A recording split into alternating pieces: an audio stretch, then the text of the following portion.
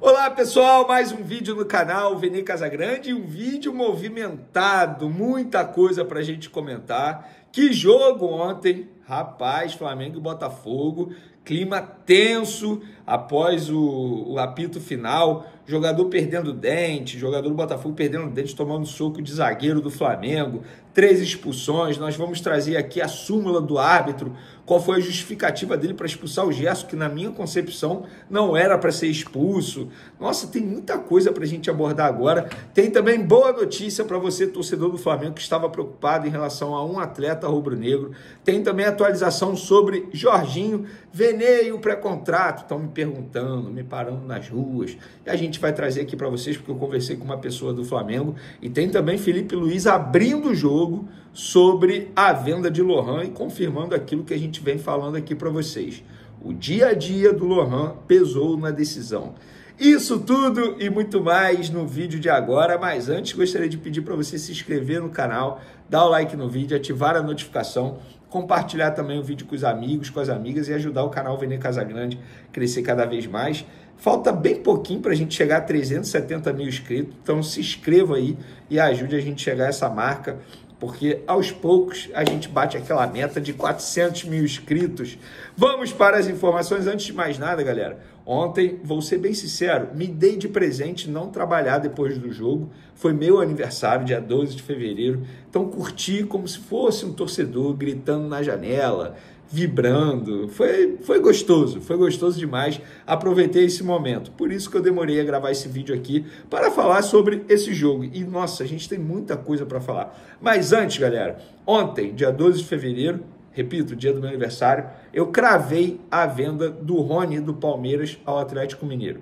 Quando na verdade todo mundo estava dizendo que ele ia para o Vasco, eu cravei que o jogador ia para o Atlético Mineiro. E eu fui achincalhado. Você é o único que está falando isso. Todo mundo está falando que ele vai para o Vasco. Você é flamenguista, você não quer que ele vá para o Vasco, está com medo de ele ir para o Vasco fazer gol no seu Flamengo. Nossa, eu fui xingado de várias formas. O tempo passou e hoje, nesse momento, inclusive, está previsto para agora, 6h37, da noite do dia 13 de fevereiro, desembarque do Rony lá em Belo Horizonte. Onde eu quero chegar? Eu não quero ficar aqui tirando do onda que eu estava certo, não. O ponto é o seguinte, pessoal, eu não tiro as informações do nada, não é a orelhada. E eu tô falando isso porque eu sei que tem vários torcedores do Vasco que me acompanham aqui no canal Vene Casagrande, graças a Deus, e vários torcedores do Galo, do Palmeiras também, ainda bem, porque vários me mandam mensagem me elogiando sobre o canal. Então, pessoal, respeitem o trabalho do jornalista.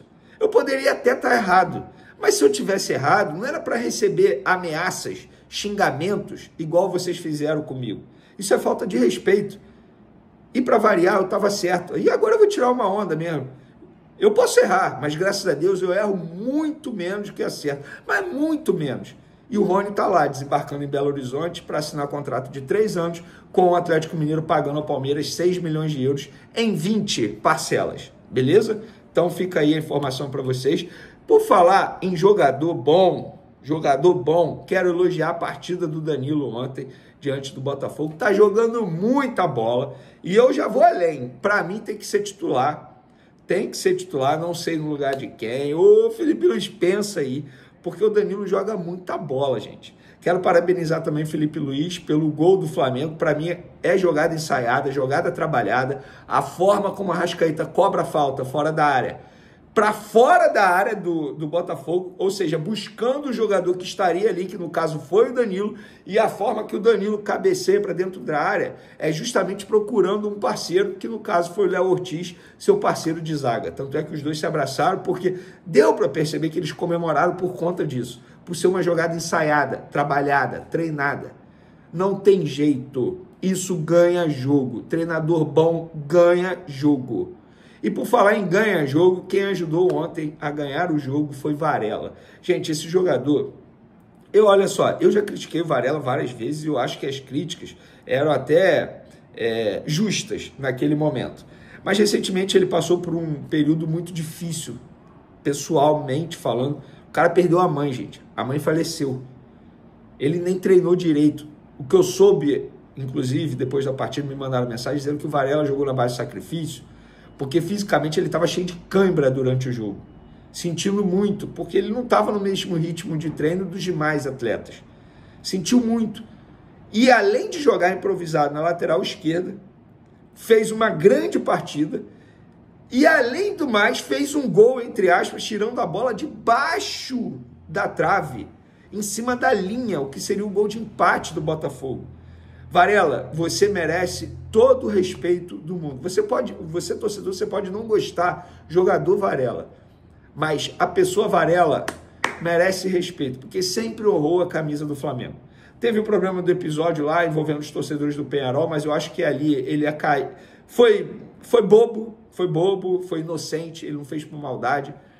Gente, na boa, o Varela é um ser humano incrível, nunca faltou respeito com ninguém, pelo contrário, Felipe Luiz, inclusive, o elogiou ontem após a partida. Então fica aqui, eu vou, inclusive, vou até dar essa moral ao Varela. Para mim, o melhor em campo, ponto e acabou, merece todos os elogios. E aí veio o fim do jogo, vocês já viram tudo, com certeza. Troca de soco, após o apito final, Barbosa foi no Bruno Henrique xingar o Bruno Henrique. Gerson defendeu o Bruno Henrique apenas empurrando o Barbosa, tirando o Barbosa em cima do Bruno Henrique.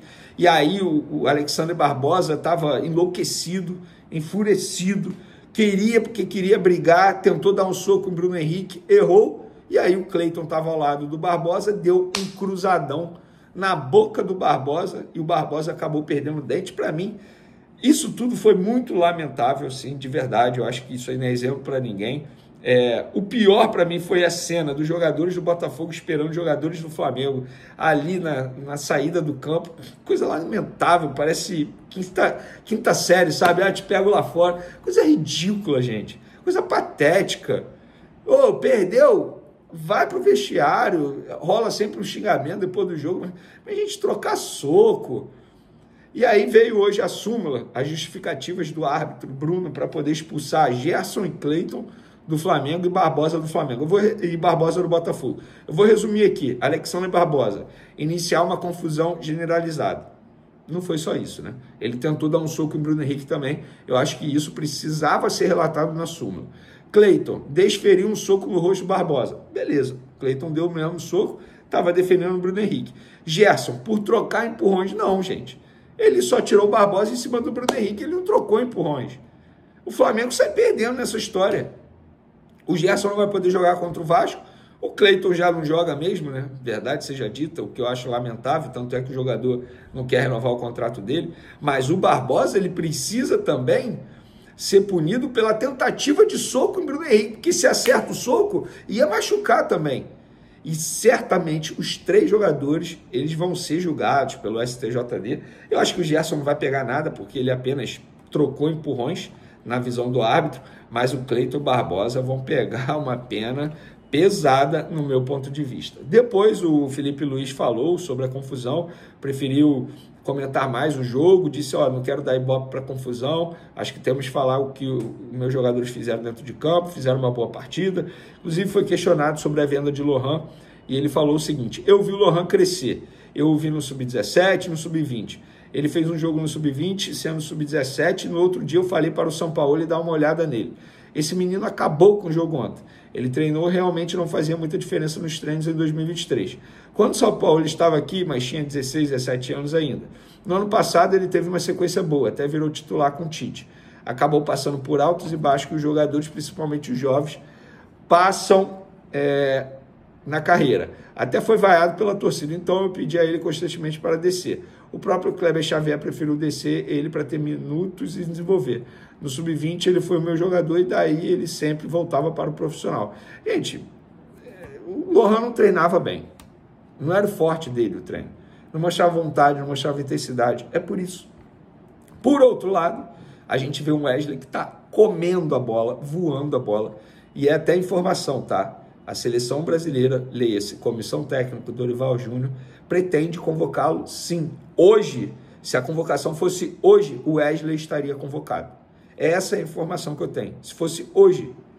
Mas a convocação é só em março, muita coisa pode acontecer. Inclusive, bate na madeira aí. Vou bater na madeira aqui. Ele pode se machucar até lá. E aí fica inviável a convocação dele. Mas o Wesley está jogando muita bola. E ele falou sobre o Wesley. Que jogador é o Wesley? Tá bonito de ver ele jogar, né? Quando falarem dele, não falem jogou muito. E sim, joga muito. O Wesley joga muito. Ele marcou o titular da seleção brasileira, Igor Jesus, como se não fosse nada. Isso sem falar do ataque. O mais difícil agora é manter. Por sorte, ele tem o capitão do time diariamente do lado. O Gerson colocou ele debaixo do braço e está guiando ele. Como eu falei, se seguir assim, em junho ele vai escolher onde quer jogar e não vai dar para manter. Pois é. Fica difícil manter realmente, porque certamente vai chegar uma proposta milionária pelo Wesley. E aí ainda tem a vontade do jogador de jogar um dia na Europa. Vamos desfrutar o Wesley até lá, porque esse dia vai chegar. Vamos agora para a boa notícia envolvendo o Juninho, apuração. Até o momento o Flamengo não emitiu comunicado, isso é uma apuração minha junto aos representantes do atleta. O exame, porque ele foi fazer ressonância magnética, ele foi substituído ainda no primeiro tempo, no jogo contra o Botafogo, após dores na coxa, inclusive um lance com o Barbosa, que entre aspas deu uma pancada na coxa do Juninho, sem bola, e o Juninho pediu para ser substituído após esse lance. E aí ficou aquele medo, aquele receio do jogador ter tido uma grave lesão, porque ele pediu para sair, ele não estava conseguindo ficar em campo. E aí ele foi fazer ressonância magnética, isso é uma apuração minha, repito, o Flamengo ainda não confirmou até a gravação desse vídeo. E a boa notícia é, o exame não constatou lesão, apenas um edema muscular, mas a tendência é que ele não fique à disposição para o jogo contra o Vasco nesse sábado, no Maracanã. Então, embora seja apenas um edema, mais dificilmente ele fica à disposição contra o Vasco, mas pelo menos fica à disposição para os próximos jogos. Imagina se tivesse uma lesão grave, ou uma lesão leve, grau 1, como teve o Alexandre, que vai ficar aí pelo menos 15 dias longe dos gramados. Então fica aí a boa notícia para vocês. Repito, a apuração nossa. O Flamengo, a comunicação do Flamengo sensacional, tem emitido comunicado. Provavelmente eles vão emitir um comunicado atualizando a situação do Juninho. E aí vamos saber se eu acertei a informação ou não. Jorginho, galera, muita gente me questionando sobre o Jorginho, e aí vai assinar quando? Gente, tá tudo acordado verbalmente. Óbvio que não dá para comemorar a partir do momento que não está assinado. Mas o Flamengo entende que o Jorginho é um cara super ético, inclusive trabalha com pessoas éticas, que são os empresários, e eles têm tudo acordado. O Jorginho ele vai assinar isso após jogos decisivos do Arsenal, entre aspas, foi um pedido dele, até para não ficar um clima ruim lá no Arsenal. Imagina, um cara jogando com um contrato, com um pré-contrato assinado com uma outra equipe. Isso acontece no futebol mesmo, tá? Supondo que ele falhe em algum momento. E aí vão dizer que é por conta do pré-contrato, enfim.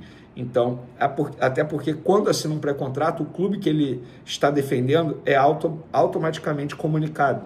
Então, enfim, é, entre aspas, um pedido do Jorginho, mas entre Flamengo e Jorginho tudo acertado, contrato de 3 anos. Fica aí a atualização para vocês que me perguntaram sobre esse caso. Valeu, galera! Tamo junto, meu primeiro vídeo com 35 anos, carinha de 25, né? Sejamos francos, né? Tô muito bem, obrigado. Brincadeiras à parte, tamo junto, galera. Até o próximo vídeo. Fui!